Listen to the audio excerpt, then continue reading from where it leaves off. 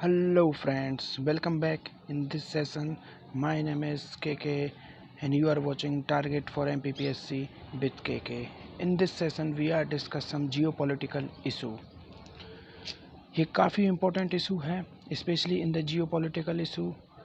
इसमें चाइना ने अपना डायरेक्ट इंटरफेयर करके कैसे नेपाल, जो कि काफ़ी इम्पोर्टेंट हो जाता है हमारे इंडिया के हिसाब से भी और पूरे रीजन के हिसाब से, किस तरीके से वहाँ की कम्युनिस्ट पार्टी को सेव किया है। तो चलिए शुरू करते हैं। If you like, subscribe and share. Let be start. तो शुरुआत करते हैं यहाँ से। सबसे पहले हम देखते हैं federal parliament of Nepal. Nepal का सिस्टम क्या है, पूरा क्या इशू हुआ है, किस तरीके से ये हैपेंड हुआ है। तो शुरुआत करते हैं। चलिए देखते हैं फेडरल पार्लियामेंट ऑफ नेपाल।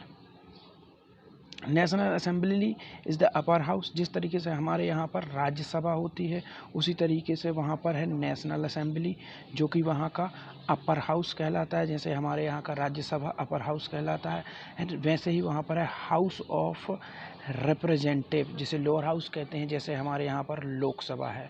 तो एक बात आपको क्लियर हो जानी चाहिए कि वहाँ पर जो फेडरल पार्लियामेंट है उसके टू पार्ट्स हैं। First is national assembly, this is the upper house, and the second is house of representative, this is the lower house, just like lok sabha। चलिए देखते हैं आगे। ये नेपाल की संसद है जो इस समय आप देख रहे हैं। दिस इज़ द संसद ऑफ नेपाल। इसी के अंतर्गत दोनों आते हैं, lower house and upper house. तो सडनली अभी हुआ क्या है कि जो नेपाल की कम्युनिस्ट पार्टी थी, जो नेपाल की, ये उसका फ्लैग है, this is the flag of Nepal communist party. तो ये जो पार्टी थी इसके अंदर इंटरनल डिस्प्यूट हो गया था। आपको मालूम होगा यहाँ के जो प्राइम मिनिस्टर हैं ओपी कोहली हैं, तो यहाँ पर इंटरनल डिस्प्यूट हो गया था, काफ़ी ज़्यादा इंटरनल डिस्प्यूट हो गया था। तो चाइना ने किस तरीके से इंटरफेयर कर इसे संभाला और कैसे यहाँ की गवर्नमेंट को गिरने से बचाया, ये सब हम इसके अंतर्गत डिस्कस करेंगे। चलिए शुरू करते हैं, थोड़ा हिस्ट्री में जाते हैं, कब क्या इस पार्टी की स्थापना हुई, कैसा क्या है, जब जाके आप प्रेजेंट सिनेरियो समझ पाएंगे क्यों ये हुआ। When was the found Nepalese communist party? Nepalese communist party कब फाउंडेड हुई थी? This is the founded in 17 May 2080। अब आप कहेंगे इतने जल्दी ये फाउंडेड हुई मात्र 2018 में, और 2 सालों के अंदर ही अंदर नेपाल में गवर्नमेंट बना दी। यस, ये एक पार्टी नहीं थी, इसके अंदर कई सारी छोटी छोटी पार्टियां थीं, जो कम्युनिस्ट पार्टियां थी, वो सब मिल के एक बड़ी पार्टी बनाई गई जिसका नाम दिया गया कम्युनिस्ट पार्टी ऑफ नेपाल। तो हुआ क्या था, सडनली जो छोटी छोटी पार्टी आप देखते हैं, कई सारी पार्टियों का जो गठबंधन होता है, और यहाँ तो सबने मिलकर एक पार्टी बना दी। और अभी अभी क्या हुआ था कि जो नेपाल के प्राइम मिनिस्टर थे जो ओपी कोहली, उनका कुछ किडनी की सर्जरी भी हुई है। तो इस दौरान इंटरनल पार्टी में काफ़ी सारा डिस्प्यूट क्रिएट हो गया था, आपसी विवाद बन गए थे और सरकार लगभग गिरने की कगार पर आ गई।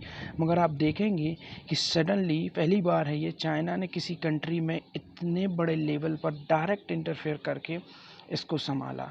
सबसे पहले इस पार्टी की हिस्ट्री देखते हैं क्या है, कैसी है। The Nepal communist party, NCP इसका शॉर्ट फॉर्म है, फुल नेम इसका नाम है the Nepal communist party is the ruling party. ये प्रेजेंट में रूलिंग गवर्नमेंट लीड कर रही है नेपाल में।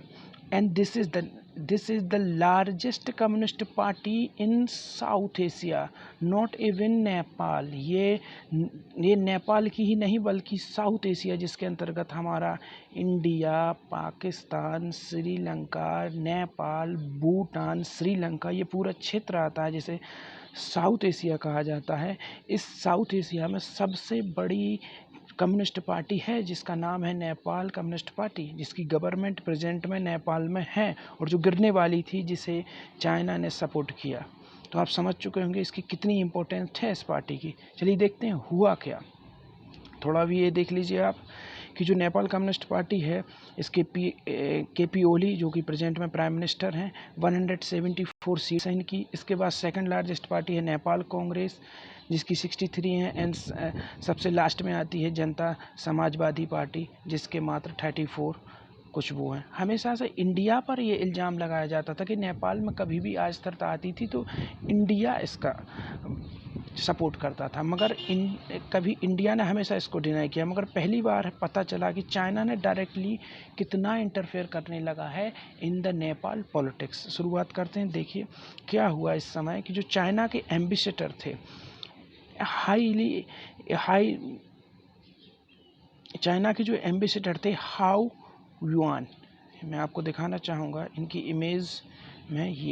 ये जो चाइनीज़ एम्बेसडर थी, अब आप समझ सकते हैं कि चाइनीज़ एम्बेसडर की इतनी पावर है, इतना इंटरफेरेंस है नेपाल में कि this Chinese ambassador during the 3-4 days इन्होंने बैक टू बैक बैठक की है चाइनीज़ पार्टी के साथ में, लीडर्स के साथ में। और इन्होंने इसको देखिए, इसमें yuan had the series of meetings senior leader Kathmandu. इन्होंने सीरीज़ ऑफ मीटिंग्स की हैं सीनियर लीडर्स के साथ, और जो पार्टी के अंदर, जो कम्युनिस्ट पार्टी के अंदर इंटरनल डिस्प्यूट था उसको ख़त्म किया। इनका बहुत बड़ा योगदान रहा है, ये जो चाइनीज़ एम्बेसडर है इनका बहुत ही बड़ा योगदान रहा है, जो कि ऐतिहासिक रहा है। और इन्होंने इस पार्टी को टूटने से बचाया और कम्युनिस्ट पार्टी की सरकार को बचाया।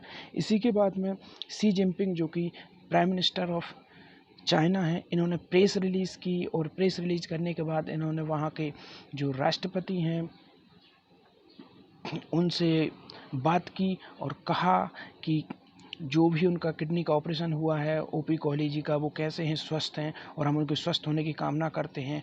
और हम किसी भी प्रकार की जो अनुशासनहीनता है, इन्होंने डायरेक्टली कहा सीधा सीधा, जो अनुशासनहीनता है पार्टी के अंदर उसको बर्दाश्त नहीं करेंगे, और हम ओपी कोहली की गवर्नमेंट को सपोर्ट करते हैं। This is the one of the biggest step that play by the China. तो आप देख सकते हैं किस तरीके से चाइना ने इस मैटर को देखा और डायरेक्ट इंटरफेरेंस के द्वारा इस चीज़ को ख़त्म भी किया। तो यहाँ पर सबसे पहली चीज़ ये, this is the very very important incident in the geopolitics specially south Asia के रीजन में काफ़ी बड़ी बात हो जाती है। और अब मैं आपसे कुछ क्वेश्चन दूंगा जो कि हमारे मेंस के हिसाब से काफ़ी इम्पोर्टेंट हैं।